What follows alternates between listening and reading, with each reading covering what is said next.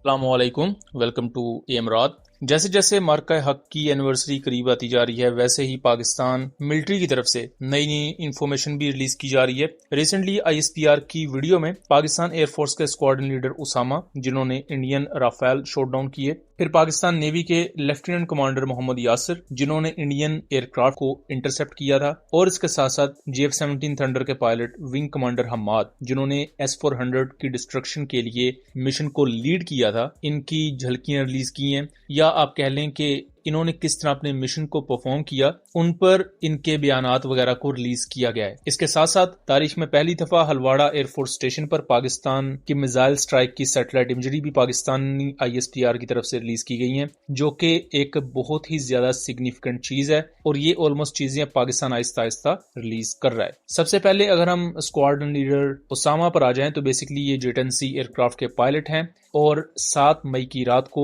जिन Pakistani pilots ने Indian fighter jets को engage किया था, उनमें से ये भी एक थे, और इंडियन राफेल को इन्होंने बेसिकली शूट डाउन किया। इसके बाद अगर आ जाएं लेफ्टिनेंट कमांडर मोहम्मद यासिर पर, तो बेसिकली ये P-3C ओरायन के पायलट हैं, पाकिस्तान नेवी को सर्व कर रहे हैं, और खास तौर पर पाकिस्तान नेवी की एयर आर्म को। पाकिस्तान और इंडिया के डायरेक्ट क्लैश से 1 से 2 दिन पहले क्या हुआ था कि इंडियन नेवी का एक P-8I पोसाइडन, जो कि एंटी सबमरीन वॉरफेयर एयरक्राफ्ट है, ये पाकिस्तानी बॉर्डर्स के बहुत ज्यादा करीब आ जाता है, पाकिस्तान की जो वाटर टेरिटरी है वहां इसको इंटरसेप्ट किया जाता है, और लेटर ऑन फिर इसकी वीडियो भी रिलीज की जाती है। P-3C ओरायन अपने पैसिव सेंसर से इसको लॉक करता है, और जो पाकिस्तान नेवी शिप्स हैं वो अपने सरफेस टू एयर मिसाइल्स इस पर लॉक कर लेती हैं। लेटर ऑन P-8I पोसाइडन वहां से वापस चला जाता है, उसे आप कह सकते हैं कि एक वार्निंग देकर छोड़ दिया जाता है, क्योंकि इंटरनेशनल रूल्स ऑफ एंगेजमेंट ये कहते हैं कि अगर एक नॉन काइनेटिक इशू है या नॉन काइनेटिक सिचुएशन मौजूद है जहां जंग अनाउंस नहीं हुई और कोई भी एनिमी एयरक्राफ्ट आपकी टेरिटरी के करीब आ चुका है जो आपके लिए खतरा हो सकता है, तो आप उसे पहले वार्निंग देते हैं। अगर वो वार्निंग देने पर वापस चला जाए तो वेल एंड गुड, अगर वो वापस ना जाए फिर आप उसे इंगेज कर सकते हैं। तो इंडियन P-8I पोसाइडन उस वक्त पाकिस्तान नेवी की मूवमेंट को और पाकिस्तान की जो कोस्टल मिसाइल बैटरीज हैं उनको डिटेक्ट करने की कोशिश कर रहा था, लेकिन ये उसकी कोशिश पर पाकिस्तानी नेवल एयर आर्म ने पानी फेर दिया। इसके बाद जो सबसे अहम विजुअल है वो ये कि पाकिस्तानी मिसाइल स्ट्राइक्स जो की गई थी, या फतह-1 रॉकेट्स की स्ट्राइक्स की गई थी मुख्तलिफ इंडियन एयर बेसिस पर, उनमें एक एयरबेस थी हलवाड़ा एयरफोर्स स्टेशन, जो कि इंडियन पंजाब के लुधियाना डिस्ट्रिक्ट में मौजूद है, पाकिस्तानी बॉर्डर से अराउंड 200 किलोमीटर दूर है, और यहाँ फतह-2 को यूज किया गया था। बेसिकली इस एयरबेस की काफी ज्यादा रिच हिस्ट्री है, यानी कि 1942 में रॉयल एयरफोर्स ने इसे बनाया था, ब्रिटिश एयरफोर्स जो थी यहाँ पर, इसे वर्ल्ड वॉर की इरा में यूज किया गया। लेटर ऑन इस पर हैवीलैंड वेम्पायर एयरक्राफ्ट को डिप्लॉय किया गया 1954 में, और 1971 और 1965 की जंग में इनका काफी की रोल है। पाकिस्तान ने इन जंगों में भी हलवाड़ा एयरफोर्स स्टेशन पर एयर स्ट्राइक्स की हुई हैं। अगर मौजूदा यहाँ पर डिप्लॉयमेंट्स की बात की जाए तो 2 अहम स्क्वाड्रन यहाँ पर डिप्लॉयड हैं। नंबर 220 स्क्वाड्रन, जिसे डेजर्ट टाइगर्स कहा जाता है, और नंबर 221 स्क्वाड्रन जिसे विलियंट्स कहा जाता है। दोनों स्क्वाड्रन्स Su-30 MKI के साथ इक्विप्ड हैं। इसके साथ साथ यहाँ अनमैन्ड कॉम्बैट एरियल सिस्टम्स और हेलीकॉप्टर्स के स्क्वाड्रन्स भी मौजूद हैं। एयर डिफेंस सिस्टम की बात की जाए तो यहाँ medium range surface to air missile system यानी कि MR-SAMs मौजूद हैं, जो कि इजरायली बराक 8 की इंडियन कॉपी है। तो एक वेल प्रोटेक्टेड और इंतहाई ज्यादा स्ट्रेटेजिक एयरबेस थी इंडिया के, जिसको पाकिस्तान ने फतह-2 मिसाइल सिस्टम्स के साथ टारगेट किया।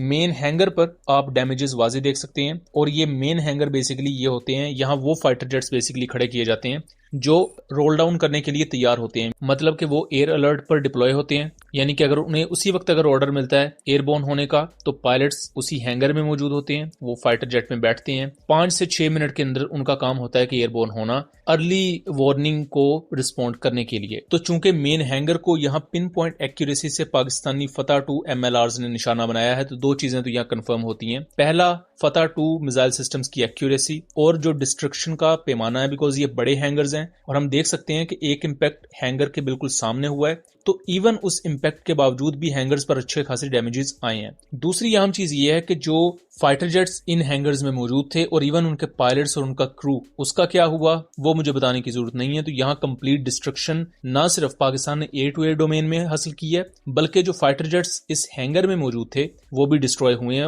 और ज्यादा मोर देन 90% चांसेस यही हैं कि वो Su-30 MKI थे।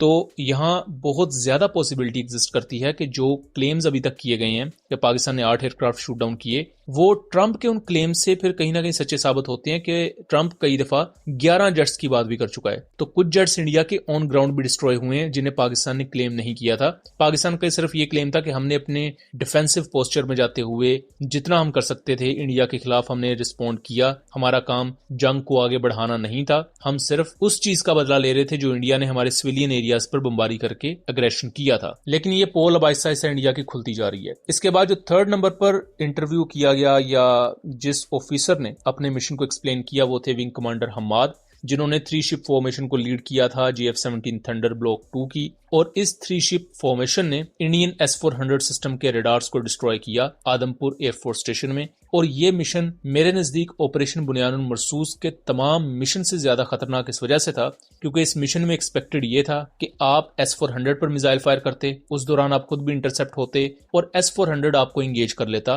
बट मेरे नजदीक ये मौजज़े से कम नहीं है कि GF-17 थंडर ने क्लाइम करते हुए एक 30,000 फुट से ज्यादा के एल्टीट्यूड पर जाके CM-400 AKG फायर किए और बगैर अपने आप को इंगेज करवाए ये सही सलामत वापस आ गए। Because suppression of enemy air defence जैसे मिशंस में ये चांसेस होते हैं कि आप एनिमी के एयर डिफेंस सिस्टम को डिस्ट्रॉय कर देंगे लेकिन आपका अपना एसेट भी उनके फायर के अंडर आएगा या वो भी डिस्ट्रॉय हो जाएगा। तो ये 50-50 बेसिस पर एक मिशन होता है। बट पाकिस्तान एयरफोर्स के पायलट्स ने ये जो करके दिखाया है दुनिया को, यही वो वजह है कि आज पूरी दुनिया में पाकिस्तान की रॉकेट फोर्स और पाकिस्तान की एयरफोर्स और इवन पाकिस्तान की नेवी को लेकर एक बिल्कुल डिफरेंट परसेप्शन पाया जाता है जो आज से 4-5 साल पहले बिल्कुल डिफरेंट था। सो दोस्तों, ये था एक एनालिसिस। उम्मीद करता हूं चीजें क्लियर रही होंगी। वीडियो पसंद आई हो तो इसे ज्यादा से ज्यादा शेयर कीजिएगा ताकि इस तरह की मजीद इंफॉर्मेटिव वीडियोस हम आपके लिए लेकर आ सकें। मिलेंगे अगली वीडियो में, तब तक के लिए अल्लाह हाफिज।